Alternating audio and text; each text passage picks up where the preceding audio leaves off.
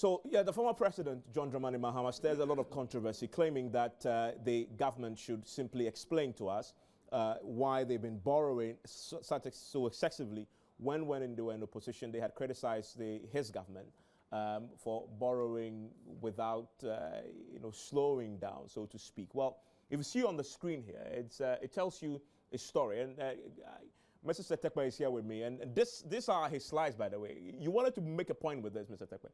Well, I wanted to let Ghanaians appreciate when we talk about the issue of, debt.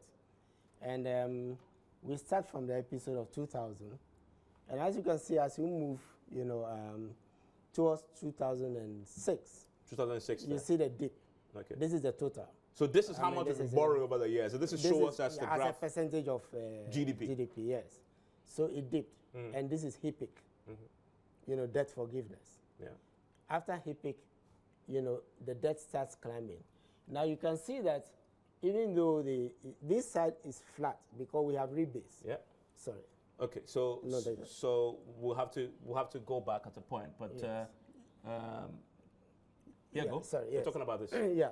So even with the rebasing effect and whatever, of course the values are, but you can see clearly, that, and at this point, without rebasing, we were already at risk of the default. True.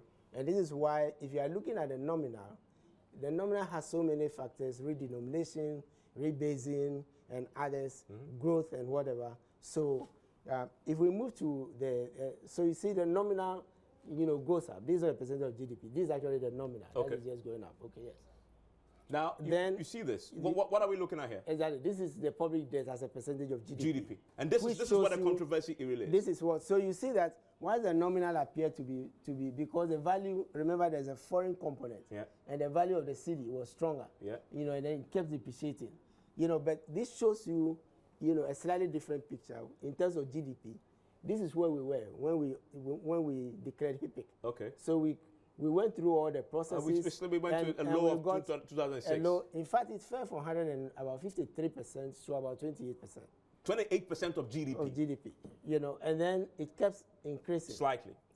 This is your tenure. So you can see that you were deputy from which period?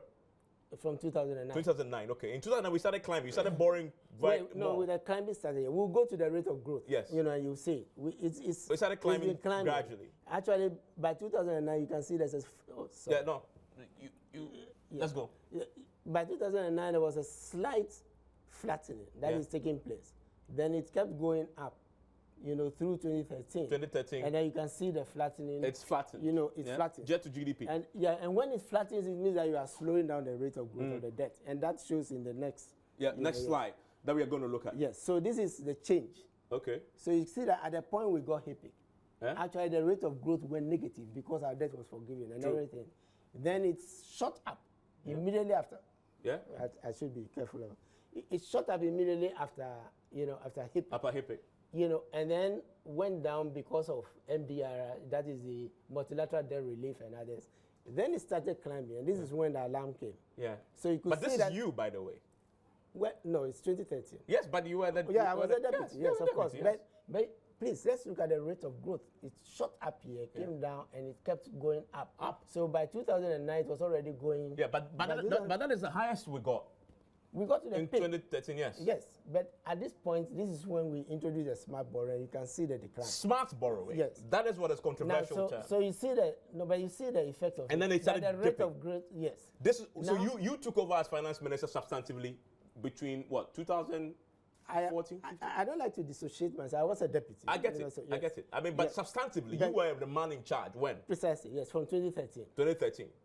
And it got to the peak, and we said we needed to do something more. So what you said, what this is showing to us, and in simple terms, is that our borrowing debt to GDP started dropping.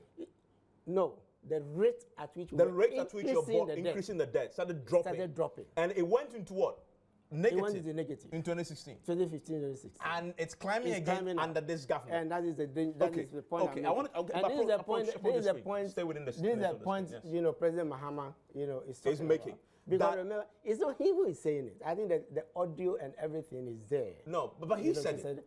He said it. Yeah, he called for Approach that. me, approach no, me. yes, he Yes. called for the apology. Yes. Right? He did call for But the is the apology. apology justified though? Because I have here statistics from the World Bank, and this is April 19, 2018, right? And they say the debt to GDP ratio, as estimated, and this is the previous slide that we looked at 69.2 in December 2017, right? And it says down from 73.4 in 2016. Remember, Evans, we were Reflecting, and this is important, reflecting a slowdown in the rate of external debt accumulation. Exactly. But we were achieving this at the time the global economy itself was down. We were achieving this remember we are talking about rate of growth in relation to GDP. Yes. Achieving this at the time, domestic issues. Achieving this when growth itself was going down. Why are we going up? When growth is going up. Why are we going up? When we have Sankofa. Why are we going up? When we have Tenfield. Why are we going up? These are questions. When GDP. But exactly. hard facts show that you borrowed debt to GDP was significantly less in 2017 under this current government than you were. No. Wait a minute. This is where it peaked. The rate of growth is going down. And remember, I'm saying that we've done a rebasing, just as we did a rebasing around 2010 here. Yes. Right? So we did a rebasing. So there's a benefit of rebasing. There's a benefit of the base, the GDP, increasing. Right? We were just going through the numbers. And I'm saying that at the time this was going down, Yeah. the GDP was going down, not going up. The And GDP therefore, is going up. No, Now. I'm saying that it's going up. Now. And yet still the rate of growth is going up. Because if you are looking at the GDP... No, but if that argument you're making is what it is, what we're seeing here, this is growth rate we had in 2011, and I don't know if you can see this, was the highest in Ghana's history. I am not... And yet the rate was there. No. This is the rate of growth. That's the point I'm making. Yes. I'm talking about 2011. Yes. You were at 14% growth rate. Yes, but you see the flattening here. You see a slight flattening. that's what No, you are. wait a minute. This is the That's what they effect. are. Yes, but this is the effect. The point I'm making, Evans, is that... But you get my point also.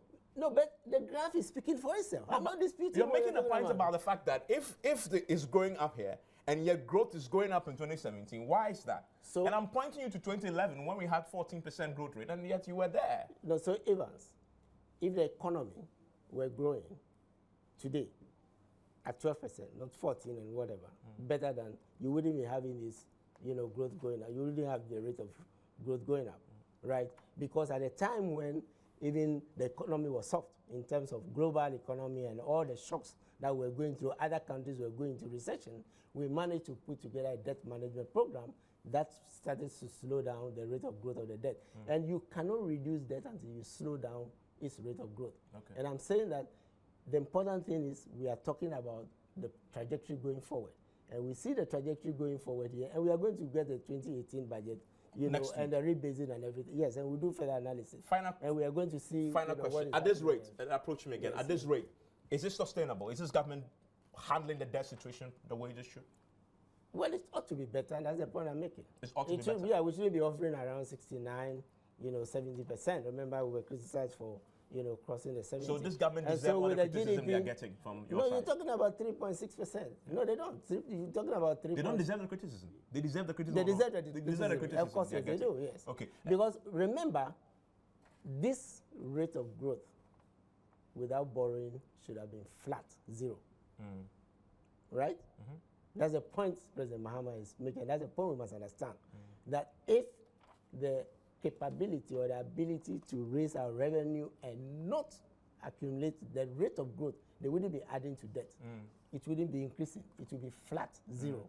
That is the assessment we have to make. Okay. And that is the judgment, which we are making. And I have said that it's a humbling experience. But we're in the 60s to GDP. We are not in anywhere close to where you were. The discussions, almost that is not the issue. Your question was, is President Mahama justified? President Mahama, you say he's justified. President Mahama did not say that we were not going to borrow. Okay.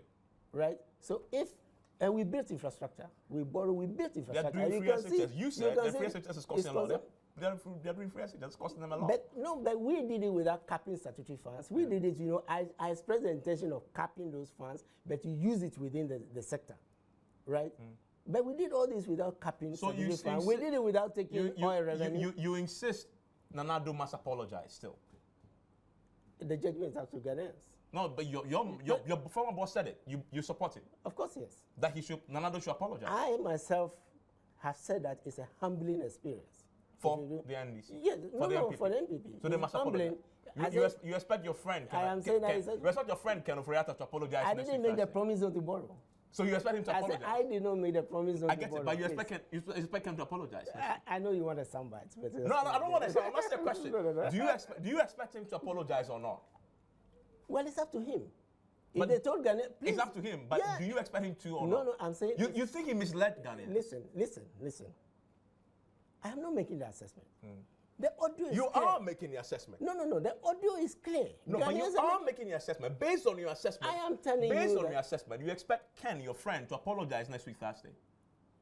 Well, isn't it the humble thing to do? Isn't it the most judicious? If you said that you were not going to borrow, right? And you are borrowing, and that is what President Mahama is saying. So the humble thing to do is apologize and let's move on. Yeah.